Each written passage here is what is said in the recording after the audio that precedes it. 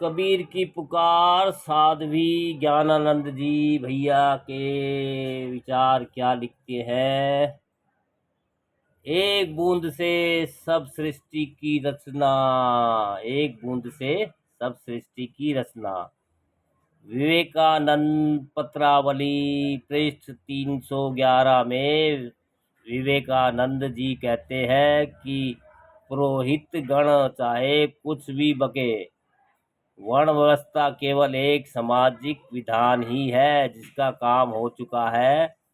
अब तो यह भारतीय वायुमंडल में दुर्गंध फैलाने के अतिरिक्त कुछ भी नहीं करती।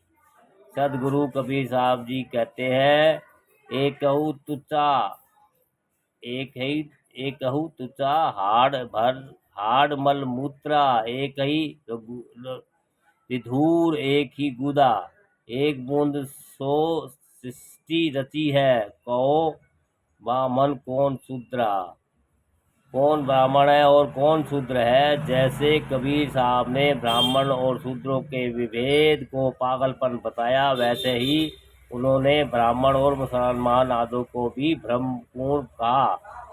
यथा एक स्थान पर वे ब्राह्मण और मुसलमान दोनों को फटकारते हुए कहते हैं, जो तू बामन भमनी को जाया और रहा दे काहे न आया। जो तू तुर्कनी को जाया, पेटहु काहे न सुन्नित कराया। अगर तुम ब्राह्मण हो और ब्राह्मणी से पैदा हुए हो तो शूद्र जिस मार्ग से आया उसी मार्ग से तुम भी क्यों आए। तुम किसी दूसरे मार्ग से क्यों नहीं आए। मुंह से जन्म लेते, कान से जन्म लेते, नाक से जन्म लेते, आँख से जन्म लेते, कुछ दूसरा उपाय ढूंढते। अगर सुन्नत कर लेने से तुम मुसलमान बन जाते हो तो